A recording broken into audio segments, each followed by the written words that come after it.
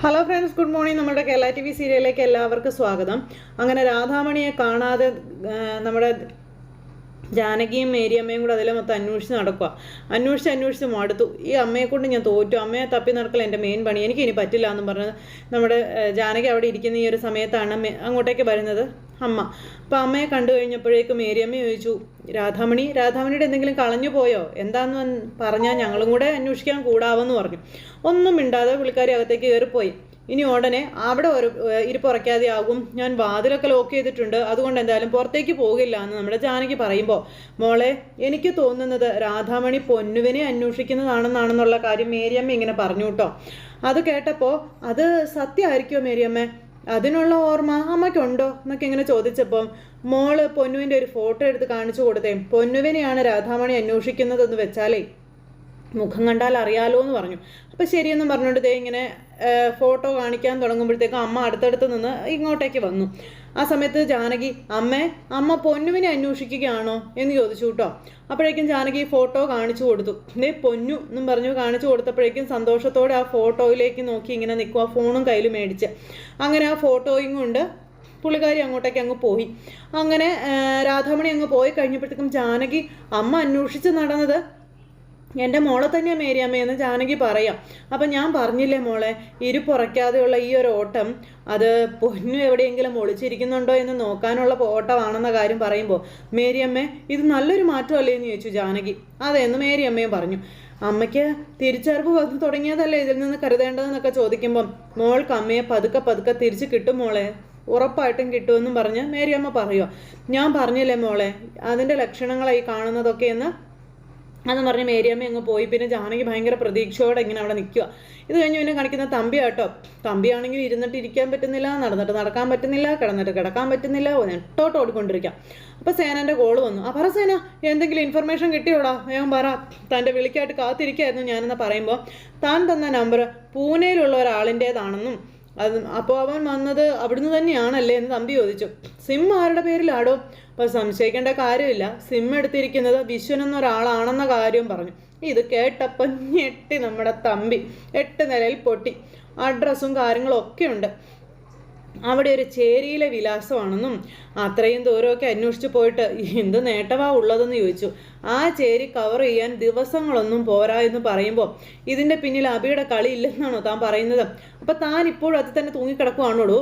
അബിക്ക് എവിടുന്ന് കിട്ടിയടോ രാധാമണി വാരസ്യാരുടെ ഇപ്പോഴത്തെ ഫോട്ടോ എന്ന് ചോദിച്ചു. പിന്നെ അതെങ്കിലും ചിന്തിക്കാനുള്ള കോമൺ സെൻസ് തനിക്കില്ലേ എന്ന് ചോദിക്കുമ്പോഴത്തേക്കും ഓന്നും പറഞ്ഞുകൊണ്ട് ഇങ്ങനെ നിൽക്കുക തമ്പി. ആ സിം ഇവിടെ ഓൺ ആയ സ്ഥലം കൃത്യമായി ലൊക്കേറ്റ് ചെയ്തിട്ടുണ്ടെന്നും അവിടെയുള്ള ഹോട്ടലിലും ലോഡ്ജിലും ഒക്കെ ഞാൻ വിളിച്ച് അന്വേഷിച്ചിരുന്നുവെന്നും പിന്നെ നിന്നെ വിറ്റ കാശ് നിന്റെ മോൻ്റെ കയ്യിലുണ്ട് തമ്പി എന്നീ സേനം പറയാം. എന്താണെന്നറിയാനുള്ളതിൽ തമ്പി ഇങ്ങനെ ഇരിക്കുക കേട്ടോ. ആ സമയം അവൻ വന്നിരിക്കുന്നതേ എന്തായാലും മുംബൈയിൽ നിന്ന് തന്നെയാണെന്നുള്ള കാര്യങ്ങൾ പറഞ്ഞു. പിന്നെ അബിക്ക് പോലും ഇന്ന് വരെ അവൻ പിടി കൊടുത്തിട്ടില്ല. 1-ാം നമ്പർ ക്രിമിനലാവൻ, നീ നോക്കിക്കോളാനൊക്കെ പറയുമ്പം ഇനി എന്താണോ ഞാൻ ചെയ്യേണ്ടതെന്ന് തമ്പി ചോദിക്കാം. താൻ ഒരല്പം കാത്തിരിക്കുക. അവൻ്റെ കോള് വന്നാലേ ആ നിമിഷം തന്നെ താൻ എന്നെ അറിയിക്കുകയും ചെയ്യാം. അതിൽ കൂടുതൽ ഒന്നും എനിക്കിപ്പോൾ ചെയ്യാൻ പറ്റത്തില്ല. എൻ്റെ അന്വേഷണത്തിനൊക്കെ ലിമിറ്റ് ഉണ്ടല്ലോ എന്ന് പറയുമ്പം അബിയുടെ അറിവോടെ അവൻ എൻ്റെ മോളെ കാണാൻ അളകാപുരിയിൽ കയറി ചെല്ലുമോന്നാ എൻ്റെ പേടി. എങ്കിലും ഞാൻ തീർന്നോട് സീനാ, തീർന്നു എന്നും പറഞ്ഞിരിക്കുമ്പോൾ അതും സംഭവിക്കാവുന്ന കാര്യമേ ഉള്ളൂ. അവൻ്റെ ജീവിതം തൻ്റെ അല്ലേ. ഇപ്പം തന്നെ പേടിക്കേണ്ട അവസ്ഥയാണെന്ന് പറയുമ്പം എൻ്റെ പൊന്നു സേന, താൻ എന്നെ വിളിച്ച് കരഞ്ഞിട്ടൊന്നും ഒരു കാര്യമില്ല എൻ്റെ തമ്പി. തന്ത്രപൂർവ്വം അവനെ കുരുക്കാനുള്ള വഴി എന്താന്ന് വെച്ചാൽ നോക്ക്, അതാ വേണ്ടത്. എന്നിട്ട് താൻ എന്നെ വിളിക്കുക. അപ്പം ശരി, എൻ്റെ കയ്യിലേക്ക് താൻ അവൻ്റെ ഒരു ഫോട്ടോ എങ്കിലും എത്തിച്ചതാ, ബാക്കി കാര്യം ഞാൻ നോക്കിക്കോളാമെന്ന് പറഞ്ഞു. അപ്പോൾ ആകെ ഉണ്ടായിരുന്നു അവനും കൈ മലർത്തി എന്ന് പറഞ്ഞ് തമ്പി ഇവിടെ ഇരിക്കുക. ഇത് കഴിഞ്ഞ് പിന്നെ കാണിക്കുന്നത് നമ്മുടെ സുമംഗലാമ്മ അവിടെ ഇരുന്ന് പാത്രം കഴുകിക്കൊണ്ടിരിക്കുക. അപ്പോഴാണ് നളിനി അങ്ങോട്ടേക്ക് വരുന്നത്. അതെന്താ സുമംഗലാമ്മ ഇവിടുന്ന് പാത്രം കഴുകുന്നതെന്ന് ചോദിച്ചപ്പം, ആരുമില്ലാത്തവളായി പോയില്ല ഞാൻ, ഇവരൊക്കെ പറയുന്ന പണി ചെയ്യാതെ പറ്റുമോ എന്നൊക്കെ ചോദിക്കുമ്പം, ഞാൻ നിങ്ങളെ എന്തൊക്കെ പറഞ്ഞാലും നിങ്ങളത് ചെയ്യുന്നതൊന്നും എനിക്ക് കണ്ടു നിൽക്കാനാവില്ല എന്ന് നളിനി പറഞ്ഞപ്പം, എനിക്ക് ഇത്രയും പ്രായമായില്ലേ നളിനി, എന്നെ കൊണ്ട് ഇവിടുത്തെ പണിയെടുപ്പിക്കുന്നതിൻ്റെ ശിക്ഷ എൻ്റെ കൊച്ചുമക്കൾക്കും പ്രഭാവതിക്കും കിട്ടാതിരിക്കോ എന്ന് ചോദിച്ചപ്പോൾ, എന്ത് ശിക്ഷ കിട്ടാനാ സുമംഗലാമ്മേ? നിങ്ങൾ ചെയ്തതിൻ്റെ കണക്കുകൾ കൂട്ടിക്കുറിച്ച് നോക്കിയാലേ നിങ്ങൾക്കുള്ള ശിക്ഷ ഇതിലൊന്നും ഒതുങ്ങത്തില്ല എന്ന് നളിനി അന്നേരം പറഞ്ഞു. നിങ്ങൾക്കിപ്പോഴും ഒരു കുറ്റബോധവും വരാത്തതായി എന്നെ അത്ഭുതപ്പെടുത്തുന്നതെന്നും പറഞ്ഞിങ്ങനെ നളിനി പറഞ്ഞു. പിന്നെ നിങ്ങൾ എന്നെ എന്തെല്ലാം തരത്തിൽ അളകാപുരിയിൽ വെച്ച് ദ്രോഹിച്ചിട്ടുണ്ടെന്ന് നിങ്ങൾക്കറിയോ? ഞാൻ കരഞ്ഞു പോയിട്ടുണ്ട്. ഇപ്പം നിങ്ങൾ അനുഭവിക്കുന്ന വേദന കാണുമ്പോഴേ ഞാൻ അതെല്ലാം മറന്നു പോവുകയാണെന്നും, പക്ഷേ ഇങ്ങനെയുള്ള ചിന്തകളൊന്നും നിങ്ങളെ തൊട്ട് തീണ്ടിയിട്ടില്ലല്ലോ സുമംഗലാമ്മേ എന്നൊക്കെ പറഞ്ഞിങ്ങനെ പറയുമ്പോഴും പുള്ളിക്കാരിക്ക് അതൊക്കെ ഒരു പുച്ഛഭാവം. ഇന്നലെ രാത്രി നിങ്ങൾ അഭിസാറിനെയും ജാനകിയെയും പഴിക്കുന്നത് കേട്ടു. സത്യത്തിൽ അവരാണോ നിങ്ങൾക്ക് ഈ വിധി വാങ്ങിച്ചു തന്നത്? നിങ്ങളുടെ കുബുദ്ധി കാരണമേ അവർക്ക് ആ വീട് വരെ വിടേണ്ടി വന്നില്ലേ എന്ന് ചോദിച്ചു. അപ്പോൾ നളിനി ഓഫീസിലെ ഫോണിൽ ആരോ വിളിക്കുന്നുണ്ട്, വീട്ടിൽ നിന്നാണെന്ന് പറഞ്ഞെന്നും പറഞ്ഞുകൊണ്ട് അവിടുത്തെ ചേച്ചി വന്നു. വീട്ടിൽ നിന്നാണെങ്കിൽ എൻ്റെ ഫോണിൽ വിളിക്കില്ലേ, എന്നെ വിളിക്കാൻ ആരാ ഉള്ളതെന്നൊക്കെ നളിനി ഇങ്ങനെ ചോദിക്കുമ്പോൾ അതൊന്നും എനിക്കറിയാൻ പാടില്ല, നളിനിയോട് അങ്ങോട്ട് ചെല്ലാം മേഡം പറഞ്ഞെന്ന് പറഞ്ഞ് അവിടുത്തെ ഒരു അന്തേവാസി ചേച്ചി അങ്ങോട്ടേക്ക് വരുന്നത്. നളിനി അവിടുന്ന് പോയി. അതെ, ഇതിപ്പോൾ കിച്ചണിലെ പണി സുമംഗലാമ്മയ്ക്കാണോ എന്ന് ചോദിച്ച് സുമംഗലാമ്മയുടെ മുന്നിൽ ആ ചേച്ചി വന്നിരിക്കുമ്പം എൻ്റെ മക്കളാരും ലണ്ടനിലും അമേരിക്കയിലൊന്നുമില്ല, മാസാമാസം ഓരോ തുക ഇങ്ങോട്ടേക്ക് അയക്കാൻ. ദേ എൻ്റെ വായിലിരിക്കുന്ന കേൾക്കാത്ത ശ്വാസമേ അങ്ങ് പോകാൻ നോക്കിക്കേന്നും പറഞ്ഞുകൊണ്ട് സുമംഗലാമ്മ അവിടെ കിടന്ന് ചീറിക്കൊണ്ടിരിക്കുക. എന്നിട്ട് പാത്രം കഴുക്കാം. അപ്പോൾ എടി പ്രഭാവതി, നീയും നിൻ്റെ മക്കളും കോണം പിടിക്കില്ലടി എന്നും പറഞ്ഞുകൊണ്ട് അവിടെ നിന്ന് പ്രാഗിക്കൊണ്ടിരുന്ന പാത്രം കഴുകുന്നത്. ഈ സമയത്ത് നമ്മുടെ നളിനി എന്ന് ഫോൺ എടുത്തു. നളിനി ഫോൺ എടുത്തപ്പോൾ ഹലോ ആരാന്ന് ചോദിച്ചു. നളിനി അല്ലേ എന്ന് ചോദിച്ചു. അതേന്ന് പറഞ്ഞു. ആരാ വിളിക്കുന്നേ? അത് പിന്നെ ഞാൻ അളകാപുരിയിൽ അഭിറാമാണെന്ന് പറയുമ്പോൾ അയ്യോ എന്താ അഭിസാറെ വിളിച്ചേ? മുത്തശ്ശിക്ക് അവിടെ സുഖാണോന്ന് ഞാൻ ചോദിക്കുന്നൊന്നുമില്ല, അവർക്കവിടെ പൊരുത്തപ്പെട്ട് പോകാൻ പറ്റില്ല എന്നൊക്കെ എനിക്കറിയാമെന്ന് അഭി അന്നേരം പറഞ്ഞു. പിന്നെ നളിനി അവിടെ ഉള്ളതാണ് ഒരു ആശ്വാസമായി ഞാനും ജാനകിയൊക്കെ കരുതുന്നത്. അപ്പം നിങ്ങളുടെ കാര്യം ഞാൻ അവരോട് പറയാറുണ്ട്. എന്ത് ചെയ്യാനാ എൻ്റെ സാറേ? ഇവിടെ വന്നിട്ടും സുമംഗലാമ്മയുടെ സ്വഭാവത്തിന് ഒരു മാറ്റവും സംഭവിച്ചിട്ടില്ല. ഇവിടെ ആർക്കും അവരെ കണ്ടുകൂടാന്ന കാര്യമൊക്കെ ഇങ്ങനെ നമ്മുടെ നളിനി പറയാം. അവരിപ്പോഴും പഴയ ലോകത്ത് തന്നെയാണ് ജീവിക്കുന്നത്, യാതൊരു മാറ്റവും ഉണ്ടായിട്ടില്ല.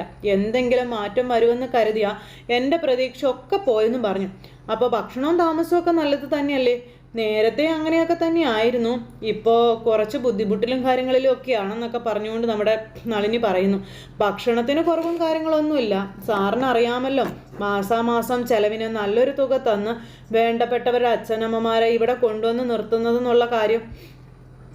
തമ്പി സാറ് സഹായം തരാമെന്നൊക്കെ പറഞ്ഞെങ്കിലും അതൊന്നും ഉണ്ടായില്ല എന്നുള്ള കാര്യം നളിനി പറയുക.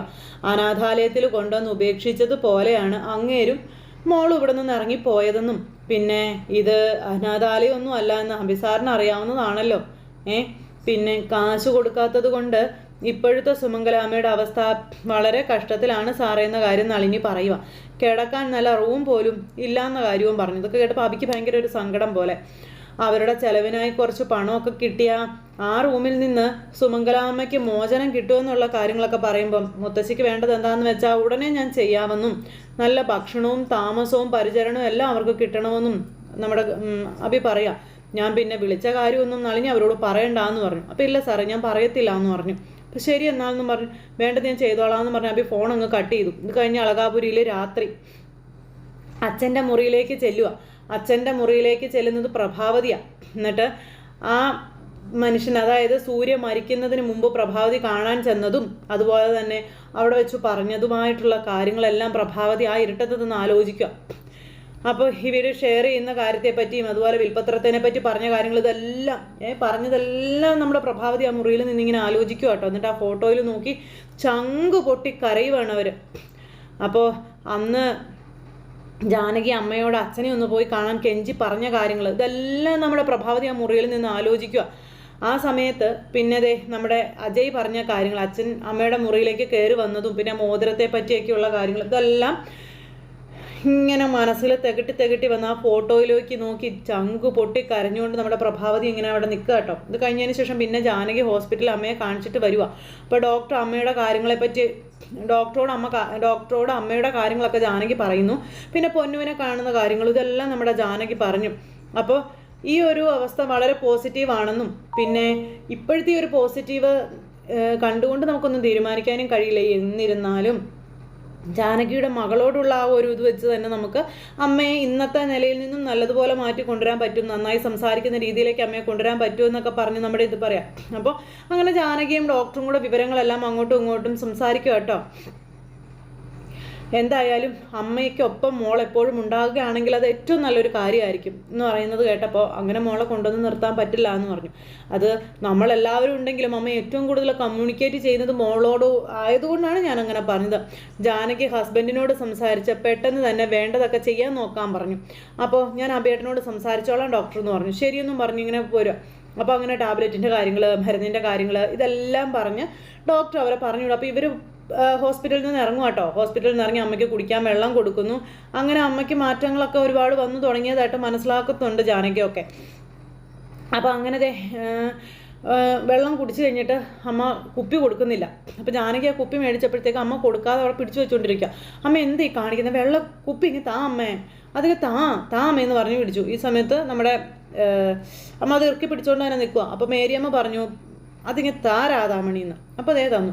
അപ്പോൾ ഒരു ഓട്ടോ വന്നെങ്കിൽ നമുക്ക് പോകാമായിരുന്നു എന്ന് പറഞ്ഞ് ജാനകിയൊക്കെ ഇങ്ങനെ നോക്കി നിൽക്കുക. അപ്പോഴാണ് ഒരു ഓട്ടോയിൽ വേറെ ആൾക്കാർ വരുന്നതും ആ ഓട്ടോ തിരിച്ചു പോകാൻ തുടങ്ങുന്നത്. അപ്പോൾ ജാനകിയൊക്കെ ആ ഓട്ടോയ്ക്ക് കൈ കാണിച്ചിട്ട് അതിൽ കയറാനായിട്ട് നോക്കും. അപ്പോൾ ഇവർ ഓട്ടോയിൽ കയറാൻ തുടങ്ങിയപ്പോഴേക്കും തൊട്ടപ്പുറത്ത് ഒരു വണ്ടിയിൽ നിന്നൊരു വലിയ പണക്കാരനായിട്ട് ഒരാൾ വണ്ടിയിൽ നിന്ന് വന്ന് ഇറങ്ങുന്നു. അയാൾ വണ്ടിയിൽ നിന്ന് വന്ന് ഇറങ്ങുമ്പോൾ നോക്കുന്ന നോട്ടം ജാനകിയുടെ നേരെ. ഇയാൾ ജാനകി ഇങ്ങനെ തുറിച്ച് നോക്കുക കേട്ടോ. ആ സമയത്ത് ജാനകി അമ്മയൊക്കെ ഓട്ടോയിൽ കയറി അങ്ങ് പോയി. ഓട്ടോ എന്നും പറഞ്ഞുകൊണ്ട് ഇയാൾ ഓട്ടോയുടെ പിന്നാലെ അങ്ങ് പോയെങ്കിലും അവിടെ നിന്ന് ഓട്ടോ അങ്ങ് പോയി.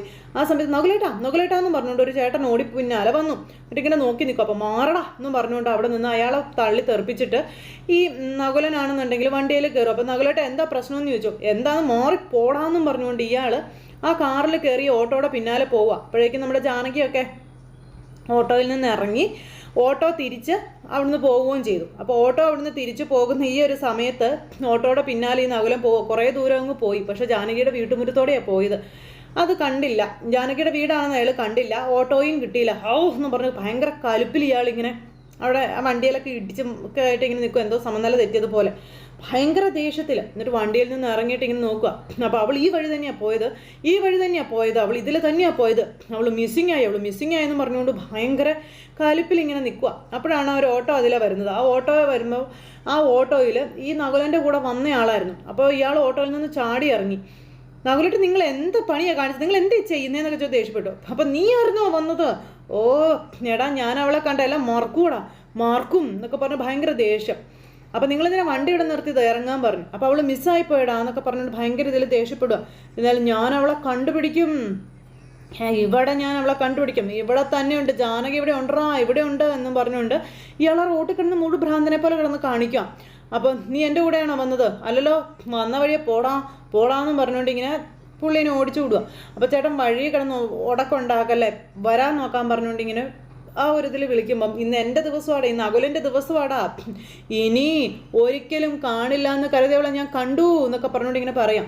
ഞാൻ അവളെ തേടി ഇറങ്ങാൻ തുടങ്ങുമ്പോൾ അവൾ എൻ്റെ മുന്നിൽ വന്നു എന്നൊക്കെ പറഞ്ഞു അകുലൻ. 7 വർഷം കഴിഞ്ഞിടാ എന്നൊക്കെ പറഞ്ഞ് ഭയങ്കര ഇത്.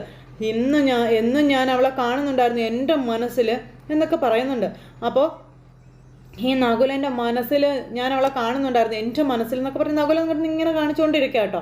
അപ്പം എന്താണ് ഇതിൻ്റെ ഫ്ലാഷ് ബാക്ക് എന്നൊന്നും അറിയില്ല. പക്ഷേ എടീ എവിടെ പോയി ഒളിച്ചാലും നിന്നെ ഞാൻ കണ്ടുപിടിക്കുവടി എന്നൊക്കെ പറഞ്ഞുകൊണ്ട് നകുലൻ ഇങ്ങനെ പകയുടെ ആ ഒരു ഇതിൽ ഇങ്ങനെ ഇരിക്കാം.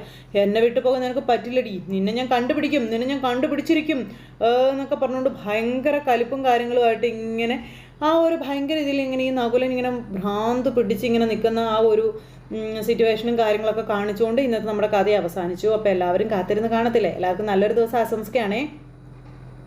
എല്ലാവരും തരുന്ന സപ്പോർട്ടിനും സ്നേഹത്തിനും ഒരുപാട് നന്ദി അറിയിക്കുന്നു. സൂപ്പർ ഹിറ്റ് കഥകളും കാര്യങ്ങളുമായി കാണുന്നത് വരെ എല്ലാവർക്കും നന്ദി. See again, take care, bye bye, Tata.